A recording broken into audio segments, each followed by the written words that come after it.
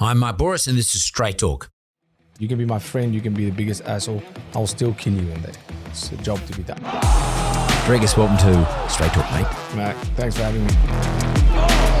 Let's not go and act as if Sean Strickland fights are entertaining. I'm there to give the people a show, a fight. And I'm in there to kill someone. I'm not in there to point my way to victory. You just said you're going there to kill somebody. I mean, that's a mindset. Yeah. How do you become that person? I'm fighting a guy in front of millions of people that wants to kill me, and I want to kill him. That's all the motivation you need. I'm pretty hyped up when I get out there. Pereira, what would you ask him? How's it going to feel to be in Sean Strickland's corner losing again? Ask him that. What's the next thing for you? Now, becoming world champion is a big, big step, but this is not the end. My final step is being the greatest to ever do this sport. Along the way, being double champ is one of the steps to achieve that dream. Dricus, welcome to Straight Talk, mate. Matt, thanks for having me. More importantly, welcome to Sydney. Thank you. And if you're here for the Australia Day long weekend, which has just passed. Yeah. How was that, mate? What was it like? I mean, you obviously didn't go out and get on it because you're ready for a fight. It sucked, to be honest, because I could just see it's like a public holiday and you can see people are just having the best time. And I just stayed in the hotel. I went out and we got something to eat and I could just see everybody having the best times. And I'm like, after the fight, I'll have my Australia Day. Because I've often wondered about fighters. I mean, do you go through, say, 12 weeks prep, fight, then sort of, okay, I don't have to fight now for where I'm going to fight again in June, so I'm going to have a month off. Do you have a month off? Or did something happen? So sometimes you are forced to take off because of injury. Yeah. And it is good. You get these guys, a lot of guys do this. So they'll fight, they'll take off for a month. And sometimes even longer. I can't do that. Like taking off for a month, I will forget how to do what I do. And what am I going to do for that whole month? So it's less intense. I'll take off however long I need. Sometimes, mostly, I'll fight this Saturday, Sunday. Next day, I'll at least go for a run. The next day, I mean, subject to injury, of course. Yeah. If you're not injured, because if you do this your whole life, I've been fighting professional now since I was 19 years old. It's the only job I've ever had. So what else am I going to do? It's what I know. It makes me feel good to train. And especially after a fight, you immediately start thinking about what you could have done better and the things you can improve on. And then you want to start working. But it's very important to take that break. Earlier in my career, I couldn't do it and couldn't switch off. And that adds up. It gets to you. And then it's not the pressure. You start losing the fun, if I can say it like that. Yeah, and you got to love it too. You have to love it. And I absolutely love it. And once you get that obsessed, you start and you just want to go. You start not appreciating the wins as much. And I find that being more devastating than anything, because then you're just thinking about what's next. Focus on what just happened. Take it in, go on a week, 2 weeks breakaway, and come back and start working again. So what's the deal? You got like family? I mean, obviously you got a family, but are you married? Do you have? I have a fiance, yep. And I'm very close to my mom, dad, and my brothers and their wives and kids. So that's a breakaway for me, spending time with them. Because in a fight camp, it's a selfish sport. It's only me, the fight ahead. And everything takes a back seat. So that's the time to really appreciate that. That's interesting. You're saying, and I'm glad you sort of made that admission. It is a selfish game. At what point does someone like you say, and I don't even know if you thought of this, say, yeah, it's time for me to settle down and maybe marry, have kids, have families? Because, or would you happy to do that and have kids at the same time? Like Volk, he's got a family, a couple of kids, a couple of daughters, he's married, and he fights. Do you say to yourself, now I'll wait till I get my fight game over, then I'll settle down? How's that work? Yeah, you get two minds on that. I mean, in most guys, a lot of guys, especially champions guys, all in a career, you have to start, because I want to have a family, a wife and kids. But I'm 30 years old now. I only got engaged very recently. And yeah, it's something you have to think about, because I have so much respect for a guy like Volk, even a guy like Rob, doing what they're doing. And I mean, I can only imagine, because it's not like they are just dads. They are involved dads. You can see it. And, I look at my dad. My dad gave me everything. My dad was, was running a business. He was looking after us very well. He didn't miss a single game. Didn't miss a single anything that I did, me or my two older brothers. And, where I am right now, I can honestly say, in terms of what he gave me materialistically, never mattered. But to know the support that I got and how much it meant to me to see him at every game and how I wanted to play and be better for him when I played rugby. He was there every single game. I actually did dancing at a stage when I was younger. He didn't miss a dance. He didn't miss anything I ever did, me or my brothers. And that means more to me than anything ever. And to this day, he would fly when he can. He would fly to come and watch me fight. He went to every fight, drove thousands of kilometers to take us to judo tournaments, all that, just out of the love. And that's more important. So when you are going to do that, that's why I have so much respect for a guy like Robin Volk.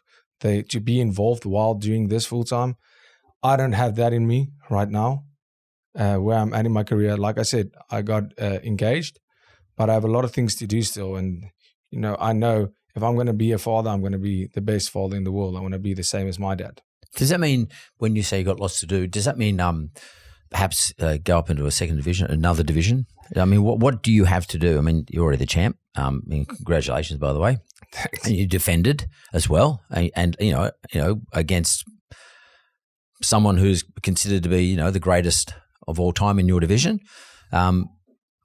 What's the next thing for you, Lee? I mean, apart from defending your position. Yeah. For me right now, ever since Conor McGregor did it, it became almost the norm of being a dominant champion, going up, defending your title, or going up, winning another title. What people have been struggling with is defending and keeping both. So I would love to be one to do that, winning both titles and defending them. But when the time is right, I believe, at least 3 defenses before you even consider going up a weight division. You really have to dominate your division. Right now I've beaten 3 of the guys in the top 5 of my division. And I think if you've gone through if the top 5 that you've beaten, still top 5, that's where you get to a situation where you go, well, what's next? Or you just keep on doing rematches. I'm already rematching one guy. That's when I'll start thinking about that. But I definitely want to. It's 100%. It's part of the journey. It's the next step. Now, becoming world champion is a big, big step, but this is not the end. My final step is being the greatest to ever do this sport. And along the way, being double champion is one of the steps to achieve that dream. How's it work though, Dricus? Does Dana come up to you and say, "Hey mate, let's maybe doesn't say mate, but hey Dricus, let's go and put you up a division"? Or do you do strategy planning in that regard with someone like Dana White? No, I don't think that's not the way we go about it or would go about it. It's about fighting and making. At the end of the day, this is a spectator sport, so it has to make sense for the company. Yeah. Whatever makes the most money, it has to make sense at the right time. Timing is everything in the sport, and sometimes you miss opportunity, sometimes you gain opportunity. And with this, it's purely going to be once you go up, this is going to make more money than any other fight in your division and more sense, because you don't want to water down a champion going to face another champion. That needs to be especially the guy in the lower weight division, needs to be so dominant that he really earns his spot in fighting for another title. So I think that's how it goes about, and the fans need to be calling for it. People need to go, okay, he's done with this division. We need to see him one up. Let's see if he can, get that 0.0001% achievement. So when I look at I'm a mad fight fan in every sort of discipline of fighting. What did you first start off in terms of your disciplines? Like was it grappling, judo, jiu-jitsu, boxing? Where did you go? I started with judo when I was 5 years old, and I did that for 5 to 6 years. My brothers were both multiple national champions. In judo? In judo. This is your older brothers? Yeah. So you got 2 older brothers? 2 older brothers. I'm the youngest. The youngest in the family? Yeah. Okay. And my oldest brother became national champion twice. My middle brother 4 times. And I did it for 5 to 6 years, and then we moved. We moved to another province. And the judo there wasn't just not at that level. And then I started wrestling for around 2 years. Wrestling as in actual wrestling? Yeah, like amateur wrestling. Yeah. I was 10, 11 years old and I did it for 2 years. I wasn't too fond of it. I didn't, because I was so used to the judo. Now, I wish I did it, but I started with wrestling. It's an amazing sport. But I mean, at that stage, it was never for me to become a professional fighter or anything. It was an extracurricular activity. Like as an after school? Yeah, we didn't have it in schools. It was just, my parents always encouraged us to do, we tried everything to do as much as we possibly could. And then I started with kickboxing at 14, K1 kickboxing. It was, and I loved that. The full contact K1 kickboxing, that was amazing. I had my first fight late, I was 14, maybe 15 early, and I loved it. And MMA was always the goal. That's the videos I watched, but that was the sport that was available. Became national champion in that. And at 18, I became junior world champion in K1 kickboxing as an amateur. And at 19, I made my professional debut in MMA. So that's how my journey, I've been a lifelong student of martial arts, and yeah, it's been amazing. Given that, obviously a world champion, but I'd be interested to hear what your view is. If say somebody, a parent, is saying to a parent of a boy or a girl, doesn't really matter, and you're saying to your partner, okay, let's get our son or daughter to become very good at defending themselves and or perhaps even attacking in terms of maybe being a competitor. How would you rank the various disciplines, wrestling, judo, jiu-jitsu, boxing, kickboxing? I mean, what would you say? If you only had to pick two or three, let's get them competent at these three things. Well, if I had a daughter, I would invest her time and money in sprinting. So that's the best way to defend yourself if you're a girl. Yeah, just get away. Because, a girl fighting two men, it's never going to work. No matter how good you are at it, it's not going to work. It's not physically how it should work. So I would maybe throw a strike and run away. I can teach her that at home. But I'm talking about my brother's girl. She loves it. The kickboxing, she loves it. She's an amazing dancer, world champion at that, and she's only 11 years old. And her mom is like, no, like the dancing is what we focus on. You're going to get hurt, but she loves it. The grappling, the wrestling, she wants to do all of it. And his boy is wrestling. He's loving it. The kickboxing, not so fond of it, but he does it. And the best discipline if you're going self-defense, I would, jiu-jitsu is just something that's always gonna help you. Wrestling is great. You can look at a striking situation in terms of kickboxing and boxing. That is going to be great one-on-one. But if you are attacked, jiu-jitsu is just the way to go. I think that's something that that is every kid should do. I think it's amazing. But more so, I think, other than self-defense. Now, people like to hide around the self-defense, and just not saying, my kid loves to do this. People feel, how I experience it, people almost feel like, you don't want to say my kid likes fighting. People don't want that image.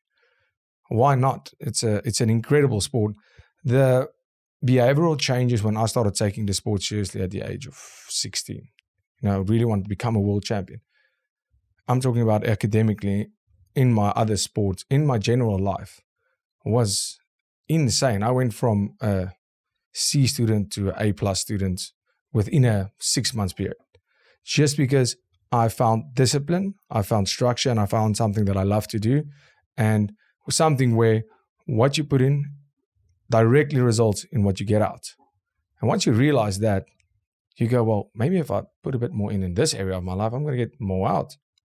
And that discipline to somebody telling you, you are not going to talk right now, you are going to do 10 push-ups, even if you don't want to. That is something that is the biggest attribute of doing a martial arts, as for bullies and people who are being bullied. Because now the bully gets to a place where, you're used to bullying. Now you're getting a guy that knows how to fight. It's not just a bully. Now you're getting bullied and you feel, this is what it feels like. Changes you. If you're a guy that's being bullied, and in many situations, I own a gym back home, you see the bully and the guy who's being bullied. 2 months later, different children. No manners, older man is shy, hiding behind his mom, being friends, can't wait to be at the gym because now he has a friend there his parents came to us say, we need our kid to learn discipline because he's a bully. Now you have a guy who's being bullied and a guy who was the bully. Best friends at that gym. That changes you forever. Not that I'm suggesting he's a bully, but your opponent, Sean, has actually put up on X that to you, or to everyone, I guess, but to you in particular, stand and bang. Yeah. I mean, and that's his go. I mean, he's very good. Defensively, he's very good on defense. Yeah. But what do you think about that?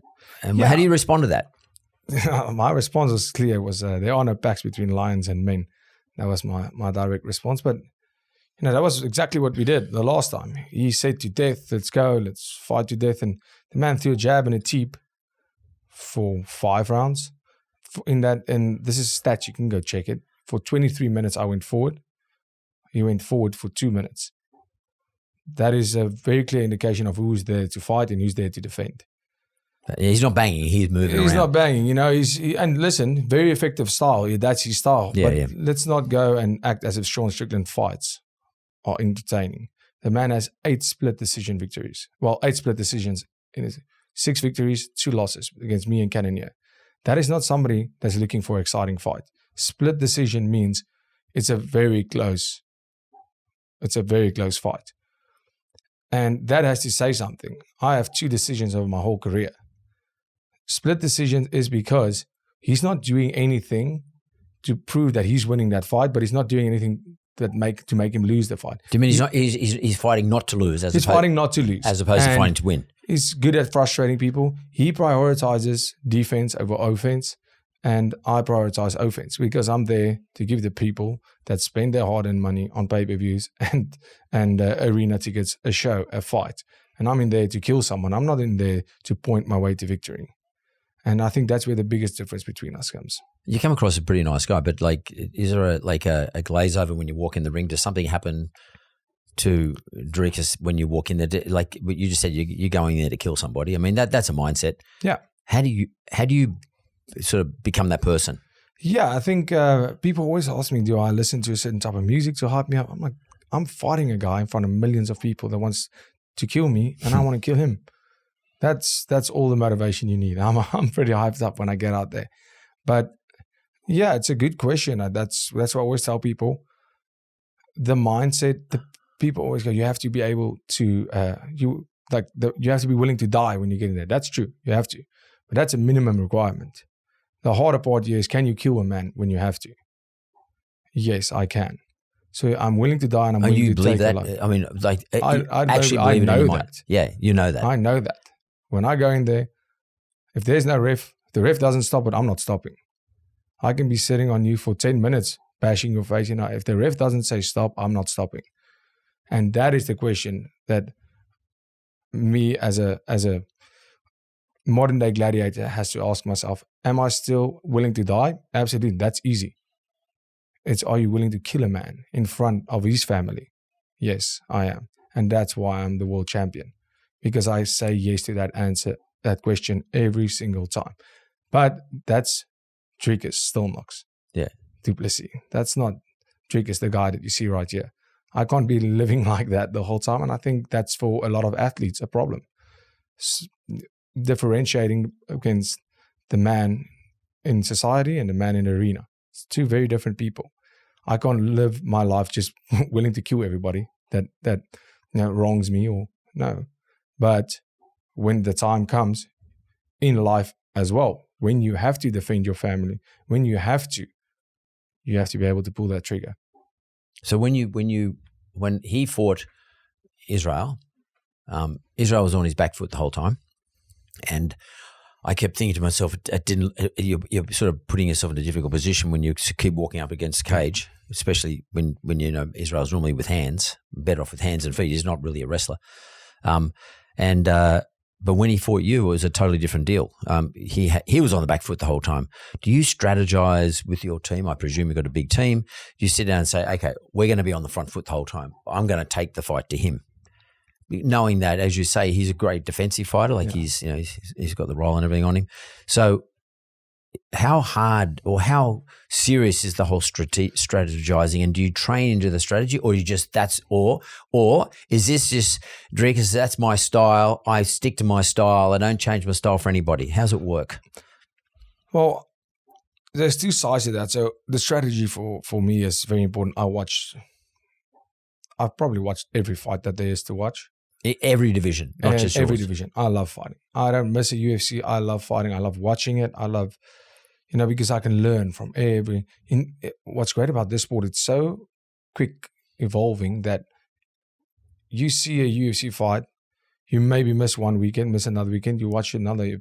It's almost a different sport. The people just get better so quickly. So you have to stay on top of that. Now, in terms of watching tape of everybody, especially in my division, watching the guys that's coming up, it doesn't help this guy burst on the scene and now you're too late. You have to know in the back of your mind what this guy does well, where his faults are, where he's good at. And the strategy, I make my strategy the way I see the fight. I see his strengths, his weaknesses, my strength, the stuff where I can struggle. My coach does the same. Some teammates does the same. And we discuss it and we see where the similarities are. And that's how we compile our game plan.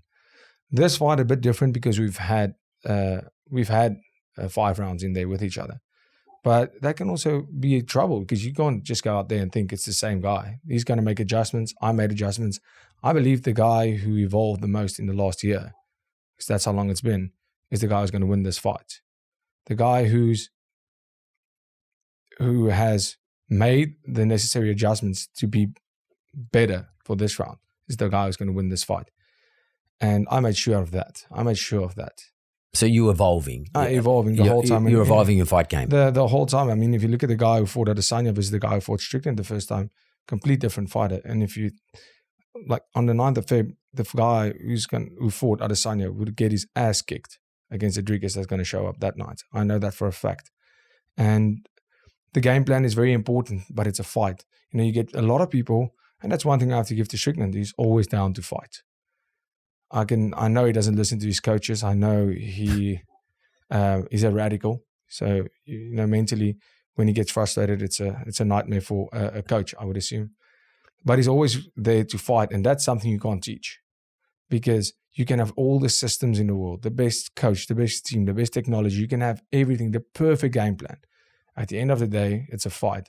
If you bring your game plan, I punch you in the mouth. If you bring your game plan, I just overpower you. You get tired. Now, that fatigue will make a coward of you very quickly. You forget about game plan very quickly because you don't know what my game plan is. So you can have this plan in your mind. Oh, he did this in this fight, this in this fight. Now, all of a sudden, you're feeling my strength. You're feeling my presence in there. You're feeling the pressure that I put on you. It's really hard if you have a forward game plan and you're fighting a guy that's keeping you on your back foot to implement your game plan. You look like, I know your weight division, but you look bigger than your weight division. What are you walking around at normally? Around 102, 105 kilograms. Right. And so you got to drop a fair bit of weight. Yeah. To make weight. Yeah, that's me. Like I would say, because you're a big dude. 3 weeks after a fight, 3-4 weeks after a fight, because then you're training, you're eating whatever you didn't eat in the last 12 weeks. You're eating whatever you want to, drinking a lot of beer, and enjoying life a little for that period, because you have to do that. You have to unwind, and also, I love this sport more than anything. So you have to also have that break. You can't just be focused the whole time. It takes it away. You need to go up and go down, go up and go down. So yeah, when I'm I can get to 105 easily. But when I'm in good shape, and when I'm not in fight camp, but in good shape, training every day, eating, I'm around 102 kilos. And so your plan then in terms of making weight, is there any residual sort of exhaustion as a result of trying to make weight? I mean, like, because hydration in UFC is a bit different to boxing. Hydration in UFC it's a big deal. You've got to be properly hydrated. In other words, you can't be just I mean, you have to, like with us. I mean, you can be dehydrated as much as you want on weighing day. It's about fight day. You get guys that cut the weight. I mean, you can cut, like if I had to go, I used to fight at 170, so 77 kilograms. This is the exact same body. Whoa, that's a 23 kilo drop. Yeah. I was weighing the same. I fought there for 5 years. problem was when you do that, it's the rehydration process that's the most important. And the last fight I fought there because as I grew, I started at 21 at that weight. When I was 25, 26, my body just became heavier and bigger. So to make that weight, my body fat was like 3%. Yeah, so it's impossible.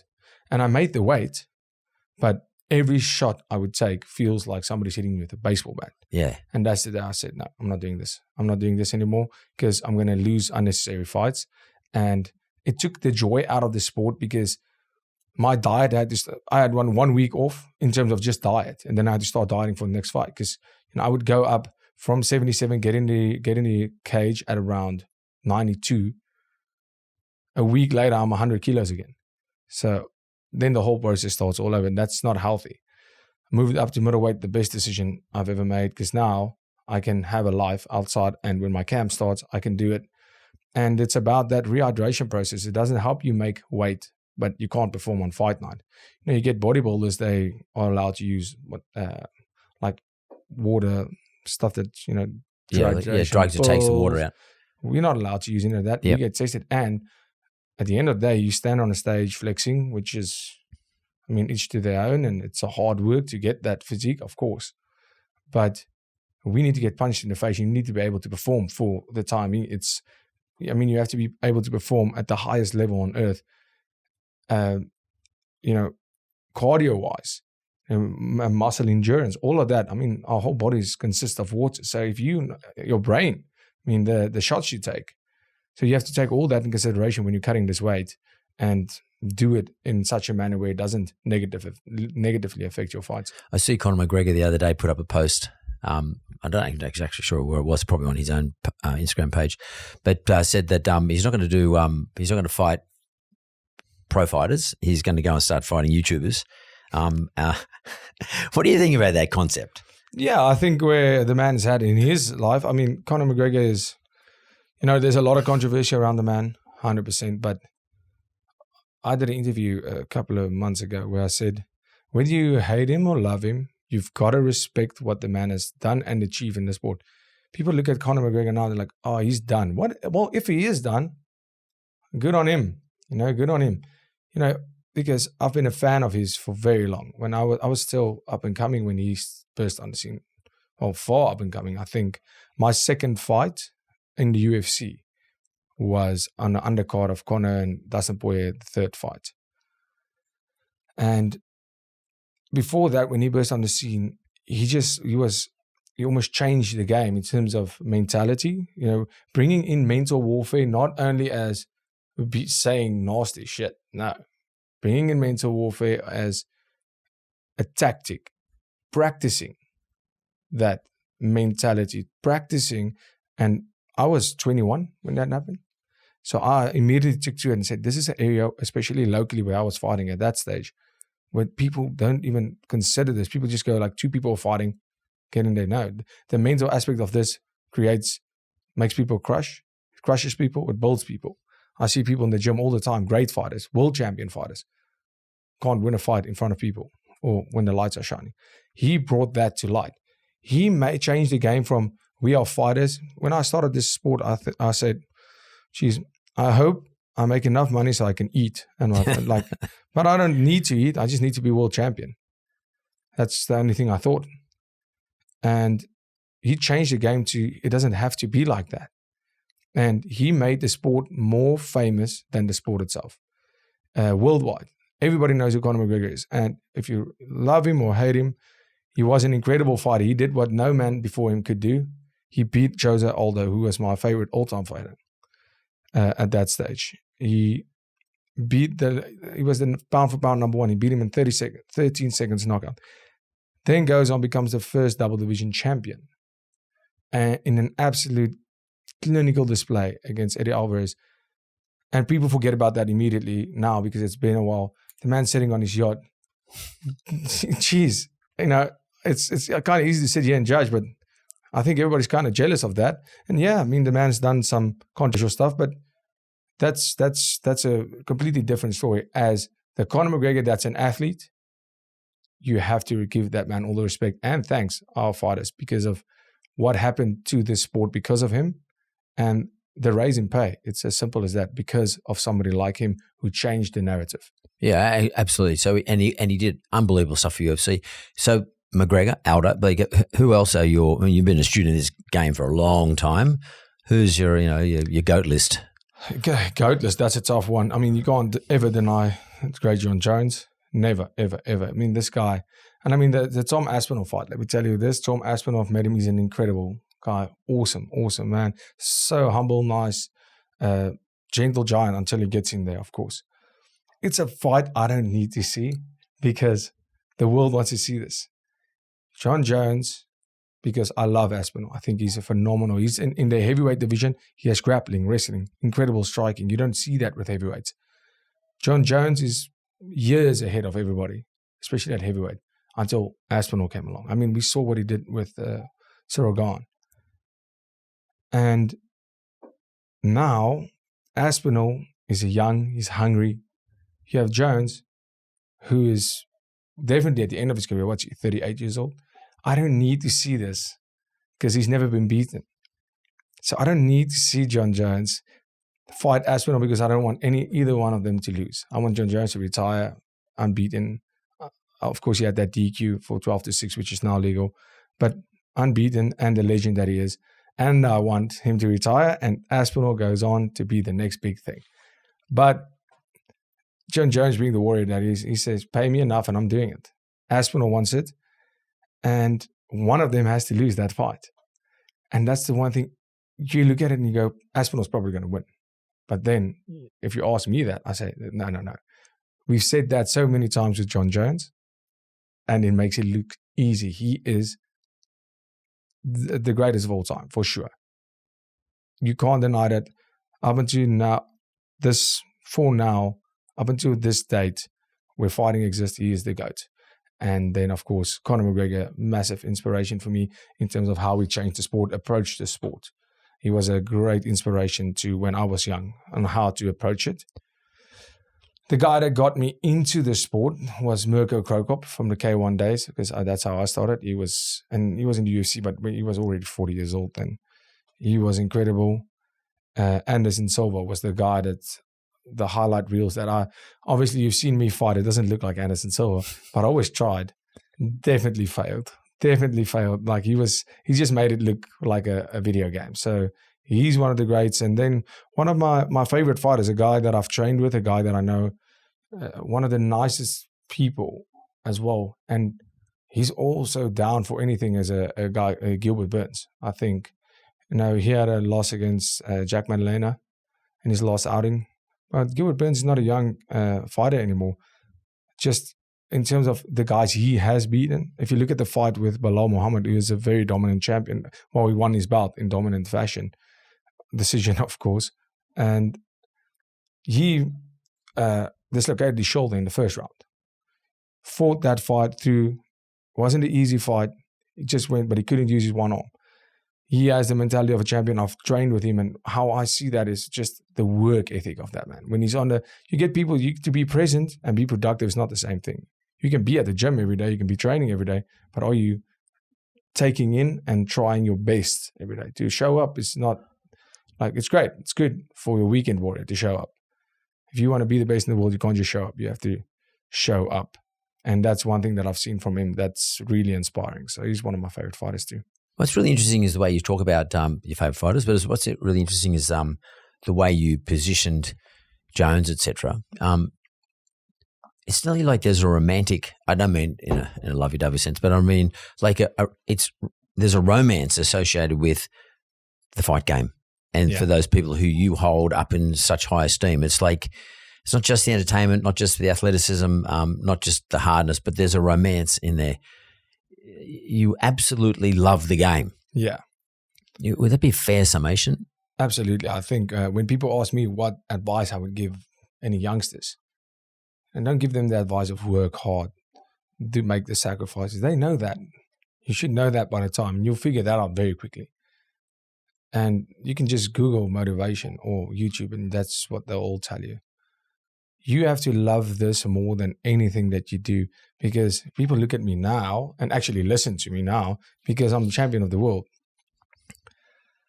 up until then, you don't know, what am I going to do after this? Because I spent my whole life, I didn't develop any other skills in life. I didn't build up a CV. I mean, it's going to be hard to get a job if you say, no, what did you do before this? No, fight people. Other than being a bouncer, I guess. If you don't make it, you don't make it. There's only one way. It's a lot of risk. It's a lot of risk. And now I was very young when I started fighting professionally. Some guys only get professional at 25. If you don't get to the UFC by 30, you're getting in a situation of, okay, because if you don't get into a PFL at least, in MMA, I'm talking about strictly MMA, a PFL at least, or the UFC, and make it to the top, you have to know that you're not going to be set. You're not going to be able to, you have to, after your career, you have to have something to look after you. I'm talking about, and quickly. Because if you don't make it, you don't make it. It's or you make it or you don't. It's all or nothing. It's all or nothing. It's a huge risk. It's only one way to find out, and that's to go for it. If you go, I want to do this, but I have to, still make sure that I'm taking care of some things. If this doesn't work out, you already lost it. You'll never make it. Can I ask you a question about South Africa? Because it's a really important question for me. And I don't know if you remember him, but many years ago, I had quite a good relationship with a guy called Town Strauss, a rugby union guy. Yeah, that's right. He was Springbok captain at the stage. And then he came to Australia too. He came over here to live, and then he came to Australia. But Town worked for me in another business because he was a lawyer. But he told me that, and I don't know what this is about South Africans, but he told me that when he was a young man, and I thought it was all bullshit, but he said they used to drive alongside, I think he said wildebeest or something like that, and actually jump out of the back of the Jeep or what it was and his father used to get him try and tackle it. There's something about South Africans, the mindset, that they're bloody, hard-minded, tough-minded people. Now, we've only just seen you here in UFC. There aren't a lot of South Africans in the UFC. There's not even a lot of South African boxers even out there at the moment that are known. Yeah. But what is it about South Africans that makes them so hard-minded? I mean, people from South Africa I'm talking about, not the ones that live here, but the ones from South Africa. Yeah, the ones from South Africa. I think especially what you are talking about now, South Africans in general, English, Afrikaans, we have 11, 12 official languages. So that's 11, 12 different cultures. So in my culture as Afrikaans, South African,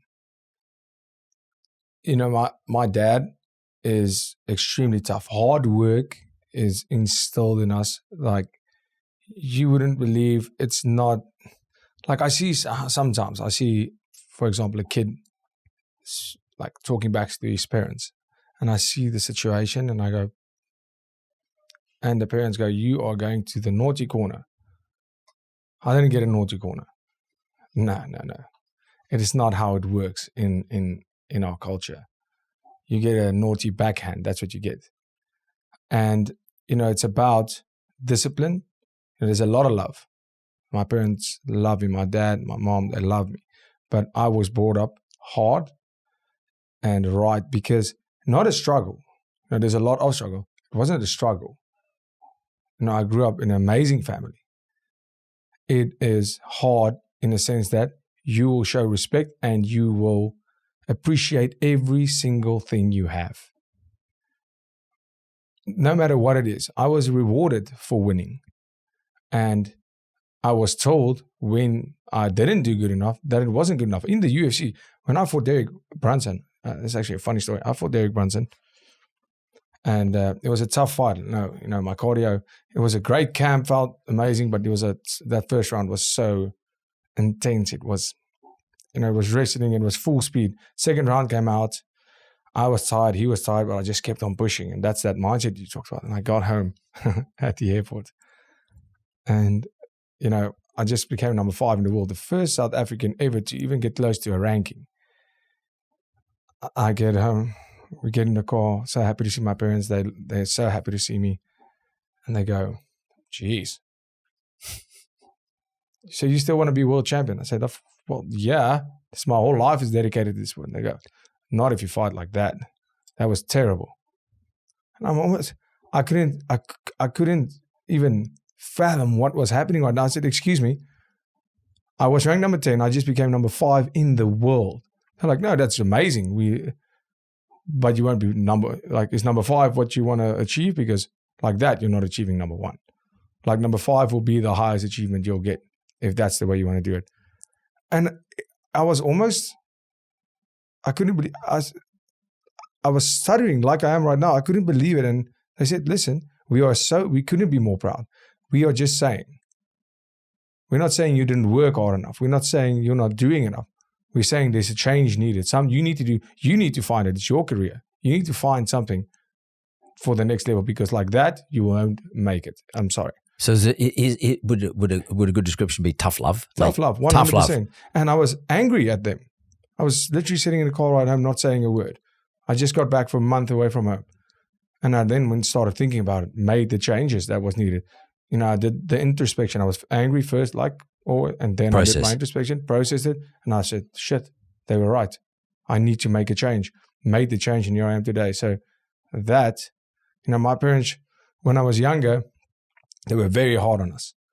But rightfully so, because we were naughty little shits, me and my brother.